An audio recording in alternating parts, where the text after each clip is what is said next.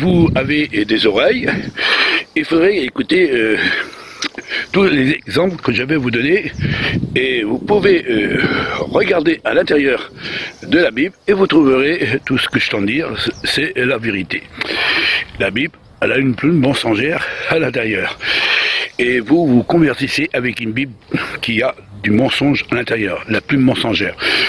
Parce que, selon ce qui est écrit dans le livre du Créateur, le nom du Créateur est unique.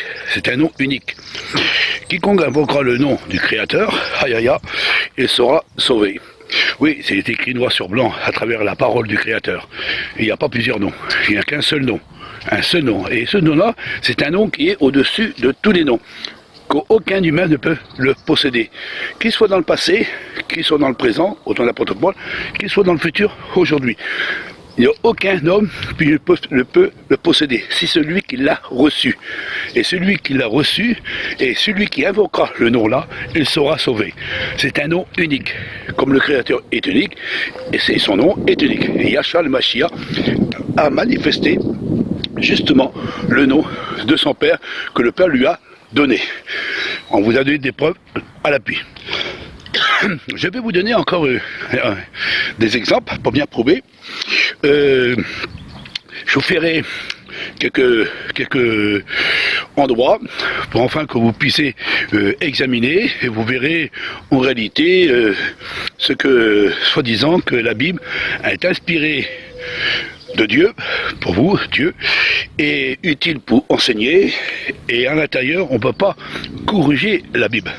On ne peut pas la corriger, le livre du Créateur, parce que tout est inspiré de Dieu, comme vous dites. Et toute écriture, on ne peut pas trouver à l'intérieur des plumes mensongères. Alors, elle est parfaite. Pour vous, elle est parfaite. Et comme elle est parfaite, on ne peut pas la corriger. Alors, je vais vous montrer que je vais la corriger, pour bien montrer qu'elle est la plume mensongère à l'intérieur. Alors, si on regarde dans Matthieu, parce que je vais vous donner Matthieu, comme ça vous pouvez examiner, c'est facile à trouver. Au début de Matthieu, vous verrez que Maria, un ange est venu vers elle, et il a dit, tu l'appelleras du nom de Jésus. C'est ça qui est écrit pour vous, mais dans le paléo-hébreu, c'est Yasha. Tu lui donneras du nom Yasha, veut dire sauveur, en paléo-hébreu ancien. Et Jésus n'existait pas. Je vous ai donné des preuves. C'était entre 1500 et 1600. Alors il n'y a pas pu le prononcer. C'est déjà une plume mensongère. Et il dit dans ce verset, toujours dans Matthieu, il dit, tu l'appelleras le fils du Dieu très haut. Descendance de David.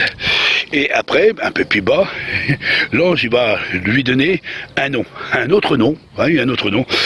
Il dira pas, tu lui donneras le nom de Jésus, mais tu donneras le nom de Emmanuel. Alors, Emmanuel, moi j'ai fouillé partout, il n'y a qu'un seul verset qui a été donné par l'ange, soi-disant un ange, qui est venu, tu l'appelleras du nom de Emmanuel. Ça veut dire Emmanuel, Dieu est avec nous, selon ce que vous dites, parce que c'est vous qui vous l'avez dit. C'est pas du paléo-hébreu, mais c'est vous l'avez dit en grec, en latin, ça veut dire Dieu est avec nous. Alors, mais le nom de Emmanuel, personne ne l'appelait Emmanuel. Alors vous regardez de Matthieu jusqu'à l'Apocalypse, vous ne trouverez jamais que le nom ait été invoqué, le nom Emmanuel. Et vous direz, ouais, c'est Emmanuel quand même. Ah, c'est Emmanuel quand même. Alors invoque Emmanuel, supprime Jésus.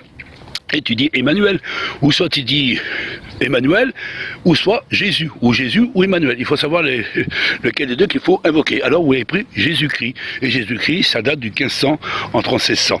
Alors on voit, c'est déjà, il y a vraiment une belle plume mensongère à travers déjà ce verset. Il y a un autre verset aussi, vous pouvez fouiller, c'est à vous de chercher aussi, parce que c'est pas toujours nous quand on vous apporte des preuves, mais même quand on vous apporte des preuves, vous nous traitez de diable, de démons, d'antichrist et de persécution, parce que pas tous quand on vous dire en réalité des vérités. Alors, quand Yahshua, parce qu'on sait que c'est Yahshua, mais à travers de votre Bible, c'est le nom de Jésus. Alors, le nom de Jésus, il dit que quand Jésus il passa dans la ville de Jéricho, il y avait un mendiant, il s'appelle Bartimée, fils de Timée. Et il cria, parce que j'ai prêché plusieurs fois ce verset-là, autrefois, parce que par ignorance, c'est pour ça que je ne vous juge pas. Mais je vous éclaire pour moi enfin de vous prendre cette grande lumière. Et il dit, c'est Bartimée, fils de Timée, était sur le bord du chemin et il criait, fils de David, aie pitié de moi. Ça, c'est écrit dans un évangile. Mais dans un autre évangile, exactement la même histoire, Jésus rentra dans la ville de Jéricho, rentra dans la ville de Jéricho, et il avait deux aveugles, et il criait, fils de David, aie pitié de nous. Alors c'est quoi? C'est deux ou un? C'est une question qu'on devrait se poser. Toujours la même histoire, vous pouvez la regarder, c'est la même histoire. Alors aussi, c'est que quand Yasha fut crucifié, on l'a mis dans le tombeau, et si vous regardez à l'intérieur des quatre évangiles, les quatre évangiles, ils tentent de se contredire au sujet du tombeau. Alors c'est Pierre et Jean courus, après on dit que c'est Marie et Marie de Magdala, aller là-bas, après c'est que Marie qui a été une seule femme, après c'est deux femmes, après c'est Pierre et Jean qui couraient, après c'est un ange qui était à l'intérieur, après il y avait deux anges. Si on fouille à travers les quatre évangiles, il n'y en a pas un qui dit la même chose. Ça veut dire qu'ils ne connaissent pas trop l'histoire de la résurrection du Christ, c'est catholique romaine. Une chose encore, oui, parce qu'il y a encore une chose, c'est que quand Yasha, Jésus, parce que c'est comme c'est Jésus, parce que Yasha ne peut pas dire des conneries, Yasha ne peut pas dire des mensonges, c'était un homme de vérité qui proclamait la vérité de son père. Alors il ne peut pas avoir un double message en lui, il ne peut pas parler tantôt d'une manière et tantôt d'une autre. Alors dans un évangile, il dit que deux brigands, ils tentent l'insulter. Deux brigands insultés. Mais il n'y a pas beaucoup de prédicateurs qui tentent prêcher sur les deux brigands qui doivent insulter. Ça veut dire que ni l'un ni l'autre sont sauvés à travers de cet évangile. Mais un autre évangile dit, des deux brigands, il y a un qui dit, souviens-toi de moi quand tu seras au paradis. Et Jésus dit, aujourd'hui même tu seras avec moi au paradis. Aujourd'hui même tu seras avec moi. Ben, il ne peut pas être avec lui parce que Yasha est en train d'inspirer le péché de tous les hommes. Et si on regarde selon ce qui est écrit dans la parole du Créateur, le brigand il ne peut pas être avec lui. Il ne peut pas être avec lui. Réfléchissez un instant, vous comprendrez un petit peu le sens. Ça veut dire qu'encore c'est une plume mensongère. Une plume mensongère. Alors, il y en a plein comme ça. Il y en a plein. Il y a des dizaines, des centaines de versions comme ça, des contradictions. Et à travers ces contradictions, ben, les gens ils croyant que la Bible est inspirée de Dieu. Parce que, comme vous dites, de Dieu, parce que les chrétiens ils disent Dieu, là. Et ils disent Jésus-Christ est Seigneur, Jésus est Dieu. Alors, votre Seigneur, votre Jésus, il parle tantôt d'une manière et tantôt d'une autre.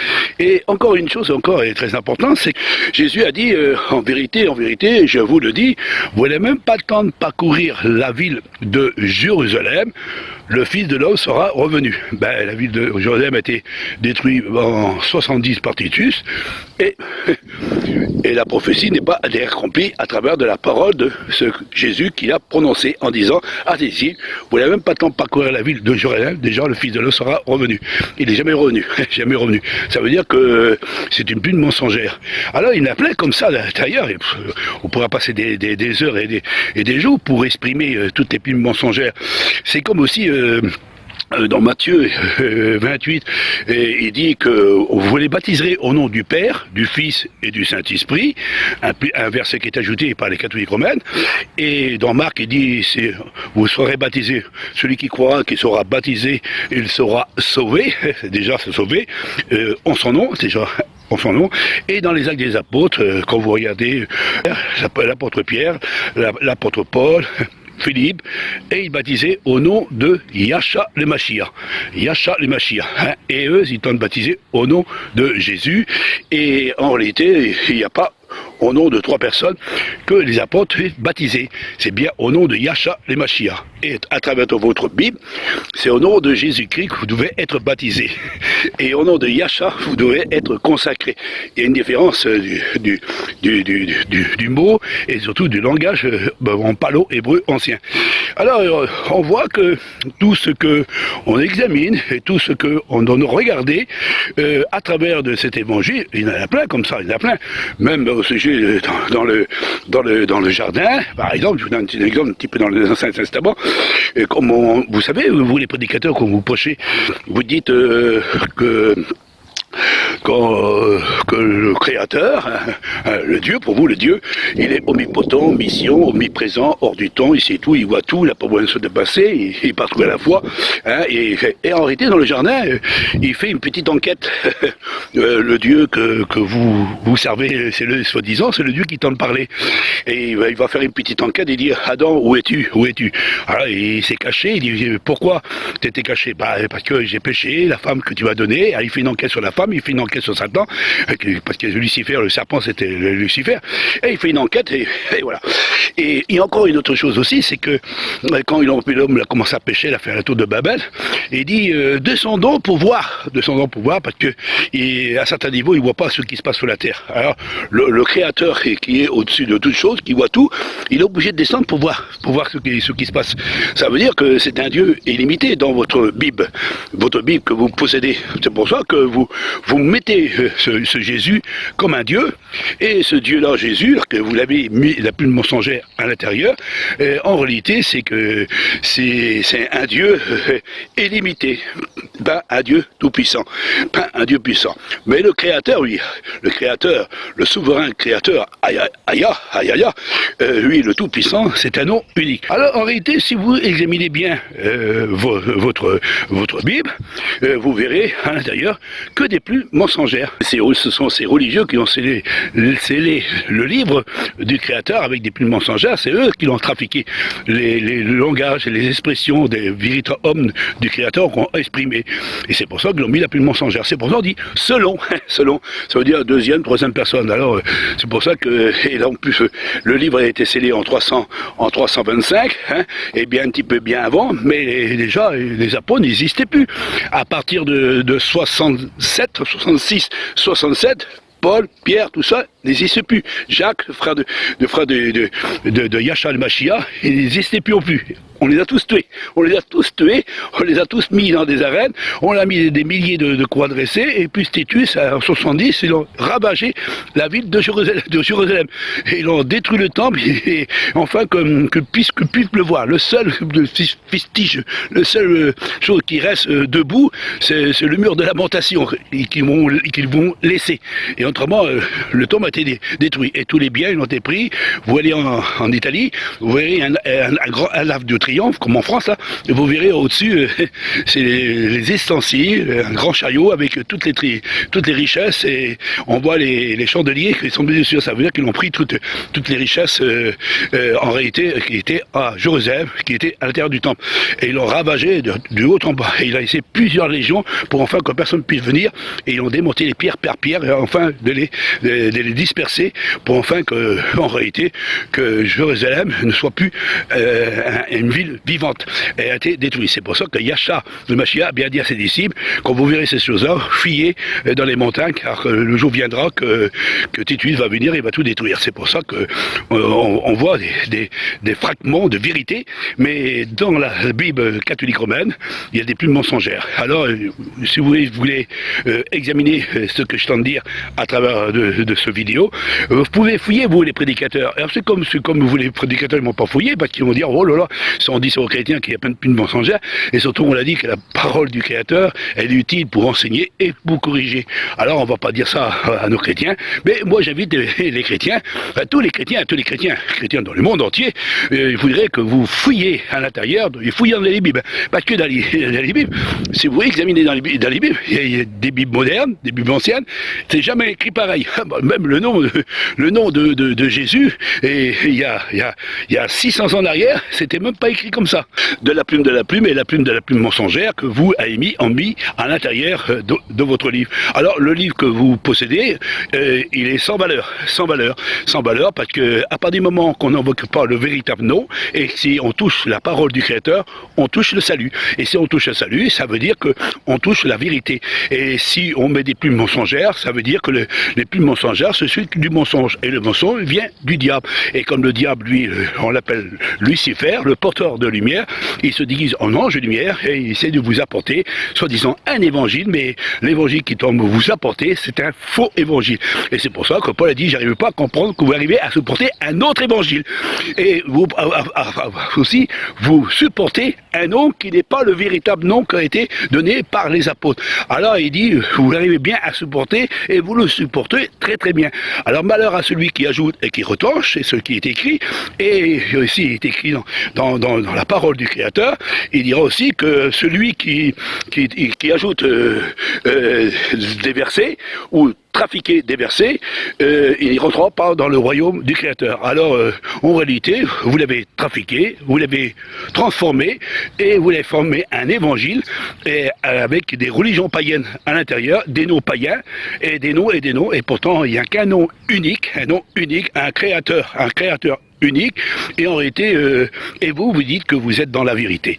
Alors si vous êtes dans la vérité, avec une Bible mensongère, avec des noms mensongers, des noms qui ne m'ont pas été mis en évidence par le Créateur, vous l'avez trafiqué le nom du Créateur en mettant plusieurs noms. Alors Adonai, Elohim, El Shaddai, Dieu, Jésus-Christ, Seigneur, Atom, il y en a tellement plein, et pourtant il est écrit noir sur blanc dans le livre du Créateur, son nom est unique, et Yahcha a manifesté le nom unique du Créateur. C'est un nom, mais c'est un titre en réalité.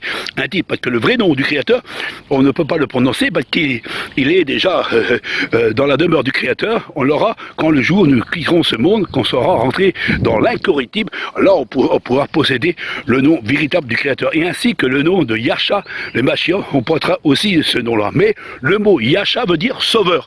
Sauveur. Aujourd'hui, dans le monde que nous vivons, on a besoin d'un sauveur, on a besoin d'un libérateur, on a besoin de quelqu'un qui va nous secourir. Et ce nom-là, c'était le titre du Créateur qui a été donné dans l'Ancien Testament par les prophètes. Et comme on disait dans l'Ancien Testament, on disait délivrance, sécurité, salut, celui qui sauve, celui qui vient à notre secours. On l'appelle le libérateur, le consolateur, celui qui vient à nous aider à rentrer dans le repos, dans la joie, dans le bonheur, dans l'espérance. En réalité, un nom qui sauve. Et le nom qui sauve que le Créateur a donné à son peuple, c'est Yahcha Ayaya Mashiach. C'est le vrai nom qui a été donné en palo-hébreu ancien. Mais pas l'hébreu moderne, Yeshua, il y en a plein de Yeshua. Vous pouvez lire dans l'Ancien Testament, il y a plein de Yeshua. Et dans le Nouveau Testament, il y en a plein qui s'appellent Jésus. Et si on fouille bien dans des tombes, il y a plein de tombes qui s'appellent Jésus, ou Josué, ou Yeshua, selon on voit, il y a plein de tombes. Mais le nom que l'était donné, vous ne trouverez pas dans des tombes le mot Yahcha Ayaya Mashiach. Ah non, vous ne le trouverez pas sur des tombes Yahcha Ayaya Mashiach. Vous ne le trouverez pas. Non, vous ne le trouverez pas parce que c'est un nom qui sauve. Et le nom-là, on ne peut pas l'enterrer. Mais vous avez enterré des noms de Jésus, de Yeshua, de Josué, et ainsi de suite, ainsi de suite. Il y en a tellement de noms qui ont été donnés aux hommes. Mais le livre du Créateur a dit, c'est un nom unique. Un seul nom unique par lequel nous devons invoquer pour être sauvés. Alors, voilà, c'est ça que je voulais faire comprendre à travers de ce vidéo. Que le grand Créateur vous puisse vous bénir, le souverain Créateur, le maître d'univers d'Abraham et d'Isaac et de Jacob, lui seul qui mérite toute la louange et l'adoration, et Yahcha Ayaya Mashiach, le Fils bien-aimé du Père, celui qui est venu dans le monde pour faire connaître le nom de son Père, pour enfin que le nom de son Père se puisse manifester. C'est un titre qui dit Yahcha. Alors Yahcha veut dire sauveur. Vous pouvez regarder le Strone 34, 67. On vous donne en hébreu. Et même les Juifs, ils t'en le donnaient aussi. Alors, vous voyez bien que c'est bien un nom qui a été mis en évidence, mais il a été effacé par les catholiques et par les catholiques, les protestants et tous ces églises universelles, et ainsi que par les juifs, les tartares, ceux qui tournent l'étoile de David, les messianiques, ils l'ont trafiqué pour enfin que le nom de Yasha soit effacé, et ils ont effacé le A pour mettre un E, pour dire Yesha, et les catholiques, bon, ils ont mis Jésus, un nom inventé du 15e, 16e siècle. On voit que tout ça, c'est des plumes mensongères, et puis sans compter à l'intérieur de votre Bible, il y a plein de plumes mensongères, et si vous examinez d'autres Bibles, vous pouvez regarder, il n'y a jamais été écrit pareil. Jamais écrit pareil. J'ai tout étudié pendant une dizaine d'années. Je vois tout ça que le Créateur m'a montré. Il m'a dit, je vais te faire connaître des choses cachées. Et tu verras que la Bible n'est pas fiable. Et comme c'est pas fiable, ben, le salut n'est pas fiable. Ben, il faut bien comprendre aussi. Si on prêche du mensonge, le mensonge ne peut pas nous amener au salut. Si on dit le contraire de ce qui est écrit dans le livre du Créateur, c'est un malheur pour nous. Malheur à celui qui tourne les Écritures. Et si on met une plume mensongère à l'intérieur du livre du Créateur, vous ne pouvez pas être sauvé. Voilà ce que je voulais faire comprendre encore à travers de ce vidéo. Que le grand Créateur souverain puisse vous bénir, frères et sœurs et amis, Abba Père, le grand Créateur, et ainsi que son fils bien-aimé, Yasha le Mashiach, qu'on l'appelle Yasha Ayaya Mashiach, celui qui est venu de la part du Père, le fils bien-aimé, le premier-né de toute la création. Il est venu dans le monde pour nous faire connaître le vrai Créateur, le vrai nom du Créateur, et quiconque invoquera le nom du Créateur, il sera sauvé. Oui, c'est le Sauveur, le véritable Sauveur, c'est le Père. Le Père, oui, c'est Yasha a dit, je suis venu pour faire la volonté de mon Père. Je ne peux rien faire de moi-même. Tout pouvoir m'a été donné. Alors, ressusciter les morts, pardonner les péchés et tout, ben Yasha il m'a manifesté l'autorité du Père. Bon, voilà ce que je voulais faire comprendre.